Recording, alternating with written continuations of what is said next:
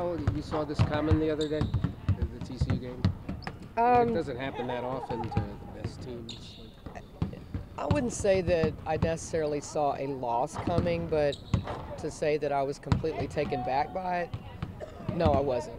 I mean, I definitely don't think that we've been necessarily practicing or even playing at a championship level and the one that we're trying to reach. And I think I've said that a few times, that we play in spurts, and I haven't been particularly pleased with our intensity level from the defensive side. Is it alarming, or would it just be alarming if it happened in the middle of February, so as the tournament approached? Well, yes. I mean, I would say that last year we limped into the postseason tournament, so I would rather, if I had a choice, which I'd prefer it not to be any of it, but if I did have a choice, it would be to have some sort of lull now that we can work on and fix. We hit that bump in the worst time possible last year. Is that your biggest concern right now, defensive intensity? It is. It's the fact that we're not consistent. There's times that I think we're really, really good defensively, and then there's times that we just don't guard very well at all. And I don't think it's a fatigue issue. It's obviously not a depth issue. It's just simply us deciding at times that we want to be serious about what we're doing on the defensive end. Audrey is banged up right now.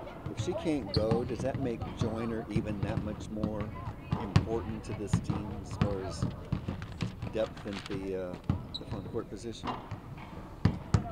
Well, it makes all of them more important, just from a sense of Audrey plays a lot of minutes. So it may be a committee that's getting those minutes, but it makes everybody a little more important. And I will say this, I mean, our production in the paint's not been where it needed to be. And from a collective standpoint, I think they all need to take ownership. It's not just about Joyner being here or anybody else. And for that matter, our bigs need to take more ownership of the paint.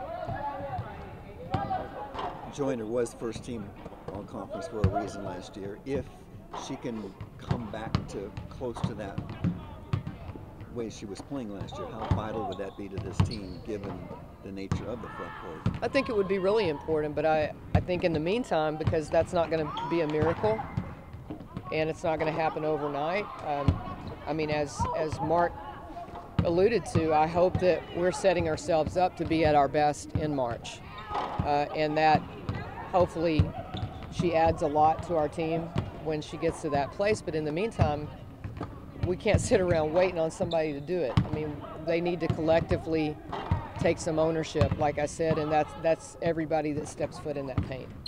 You talked about defensive effort after the game the other day. What has the effort overall been the last couple of days?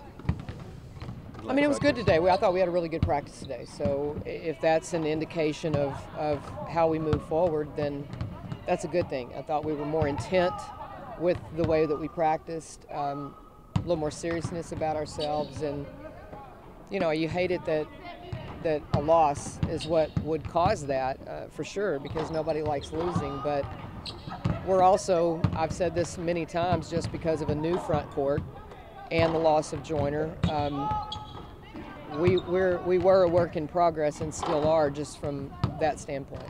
Sean Higgs seemed to take steps, and then recently just a huge leap. What happened there in that transition from just becoming really good to almost great? Just some maturity.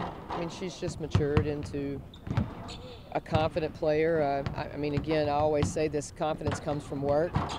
And she put a lot of work in this summer that has made her so much more confident in her perimeter shot, which opens up a lot of other things for her. And then she's also taken some ownership on the defensive end. So she's made us a better team for sure. Brooke has seemed a little off on her shot, especially in the last game. Is she 100% over that injury from last month?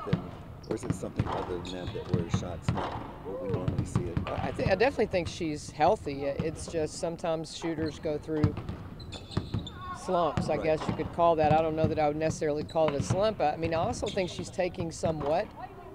Yes, I'm going to go back. There are shots that were makeable. in the last couple of games that she's missed. And I think that's shocking to everyone just because everybody gets so accustomed to the majority of her shots going in. But she also had 11 assists and 0 turnovers in the TCU game. It was just one of those games where we've been quite accustomed to our guards being able to make all the plays that were necessary, and they didn't have those opportunities as much in the TCU game, and they weren't good defensively, and they've been really good. And again, collective ownership. She's experienced and obviously a good shooter, but even so, does it think maybe sometimes it gets to her head or anybody's head? You know, you start missing a few and pressing, thinking about it. Can you detect that even? I think she gets frustrated with herself when she misses any shots. So, yeah, I mean, you string along 3 or 4 in a row, and that's going to make a shooter mad. But she's the type of player that's not going to sit around and feel sorry for herself. I mean, she's going to get in the gym and try to get reps in enough that she feels confident in what she's doing. She's definitely not one that's going to sit around moping about it. She doesn't pass up open stuff? You know, at times, I think when she misses her first couple, she might pass up on a few. But, I mean, she probably took enough shots in the TCU game. I mean, I wouldn't say she turned down too many. Thoughts on Kansas tomorrow? They're good. They're a much improved basketball team. They're more well-rounded. I guess I would say that's the thing that jumped out at me the very first on film was that they seem more balanced offensively and defensively. Again, I can't speak for their coach, but they look more of a unit. They have balance on the offensive end, and defensively is where they've caught my eye. They're much more solid defensively. They actually make you make plays, and they make you reverse the ball and do some things that we actually have trouble with sometimes. So they're much more competitive, I think, than they were, and much improved. Very high defensive ranking nationally, yeah. So you think that just makes you have to execute better when they play something?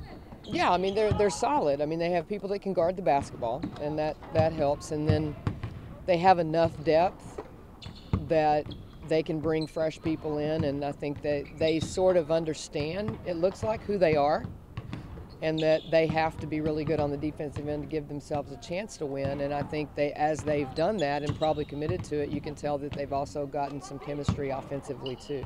It's what it looks like. Again, I'm not their coach, so I don't know the answer to that, but they're just a much improved team, and one that I would think that we'd learn about taking anybody lightly in the Big 12. But, you know, it's X's Day for us, and it's a big weekend. As far as that's concerned, you always want to play really, really, I guess I would say extra hard when you have former players in the house, and they'll all be here at 1 o'clock tomorrow. Do you find a loss like the other night does get people's attention, or is that just a cliche that people sometimes use? I think it's a cliche most of the time. I think our team has really got to commit to being better every day on the defensive end, and you know, maybe not pick and choose. I mean, I would hate to think that a loss we would need a wake-up call. I mean, I'm disappointed if we needed a wake-up call. We did not play well. We didn't perform, and TCU did.